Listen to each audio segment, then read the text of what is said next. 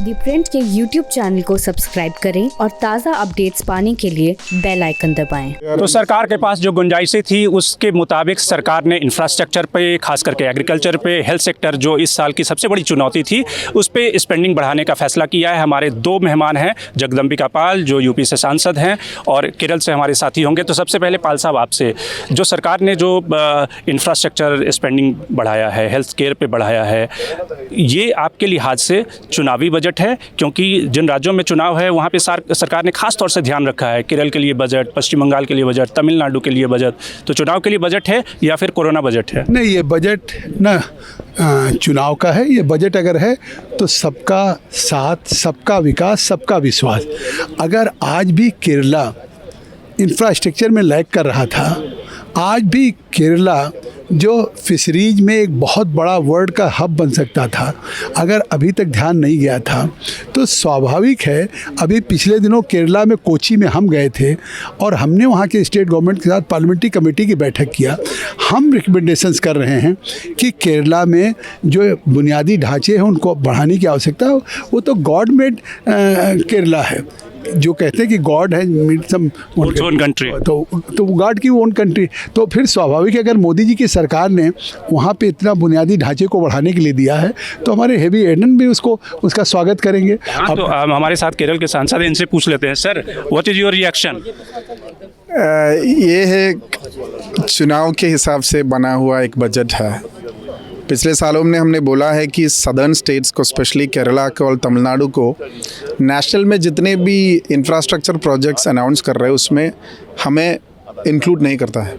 और इस बजट में जो इंक्लूशन है वो एक चुनावी तौर पर पश्चिम बंगाल है या असम है, तमिलनाडु है, केरल है, सारे ऑनगोइंग इलेक्शन स्टेट्स। लेकिन ये तो अच्छा है ना कि सरकार ने, केंद्र सरकार ने स्टेट की नहीं, we are happy about the announcement, but unfortunately the timing which has been done is purely on the basis of a political drama. And if the national highway expansion happens on those lines, we are more than happy to invite them. But unfortunately, we don't see that in these states, especially when these kind of announcements are done. The Kochi Metro Rail, which was announced, it's been pending for a long time. We have demanded for the third stage expansion, but the second stage has been pending in the PIB for a very long time, the cabinet for a very long time. Now they've announced in this budget because in April we are having election. That is our complaint. लेकिन पाल साहब, जो big message है इस budget का, जो big narrative है इस budget का, वो आपके हिसाब से क्या है?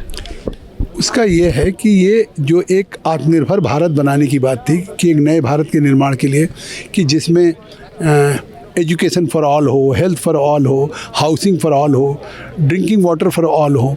तो जो रोटी कपड़ा मकान की ज़रूरत थी, कन्याकुमारी से लेकर कश्मीर तक, केरला से लेकर के उत्तर प्रदेश तक, तो वो उन बुनियादी आवश्यकताओं को पूरा करने के लिए पूरा बजट दिया गया है।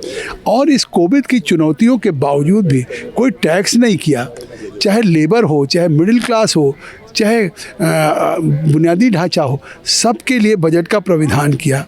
मुझे लगता है कि निश्चित तौर से अगर हमारे साथी एडन जी कह रहे हैं कि हम इसका स्वागत करते, समय की बात, मैं कह रहा हूं कि देश की आज़ादी 1947 में हुई। आज भाजपा एनडीए की सरकार ने अगर केरला की इन बुनियादी ढांचों की तरफ ध्यान देना शुरू किया है तो ये काम तो पहले भी कांग्रेस कर सकती। सबसे बड़ा चैलेंज था कि जो लोअर मिडिल क्लास, क्योंकि रूरल सेक्टर के लिए आत्म भारत जो पैकेज था उसमें पहले ही पुश दे दिया गया था।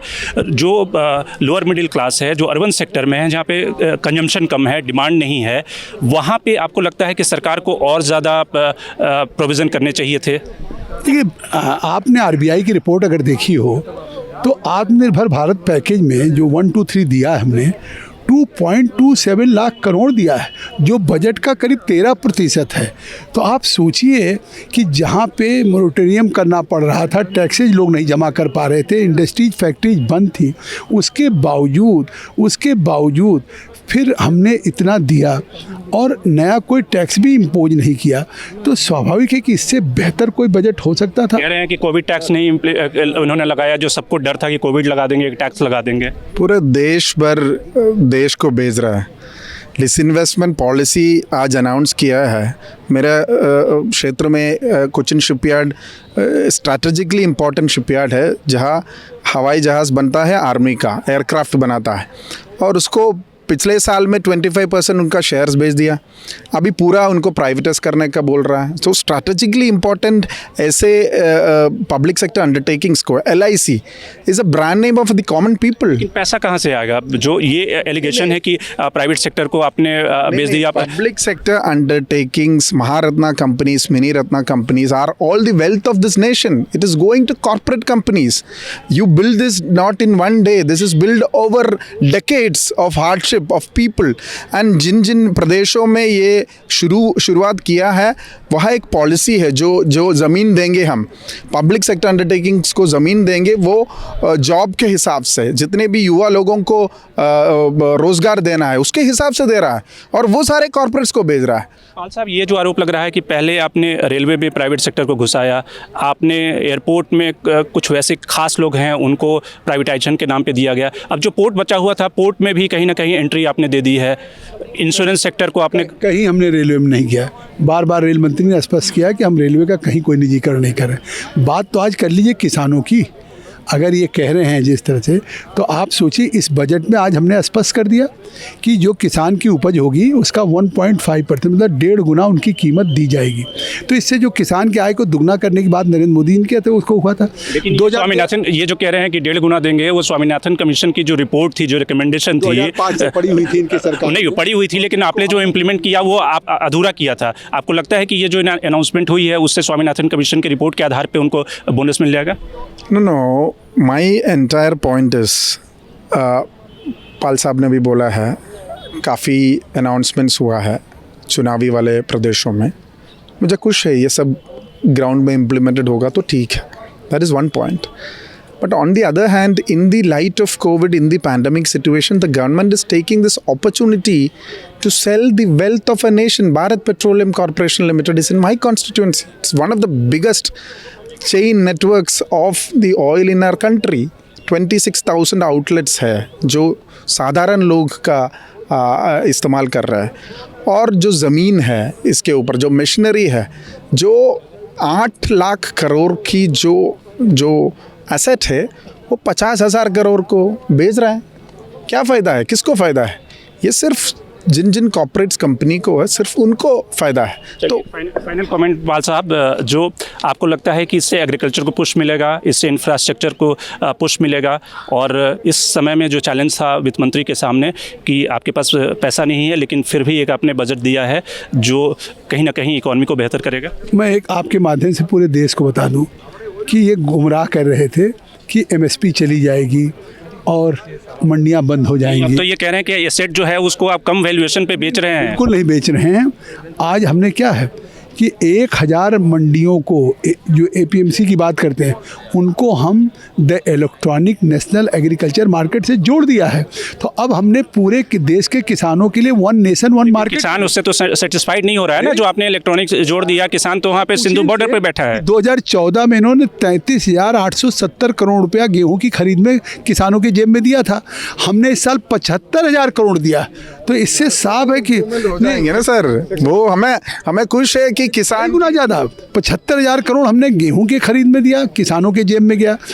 पैडी में जो 63,000 करोड़ 14 में इन्होंने खरीदा था, 63,000 करोड़ किसानों की जेब में गया था. इस बार 1,72,000 करोड़ हम किसानों को दे रहे हैं. तो इससे साफ है कि MSP की खरीद जारी है.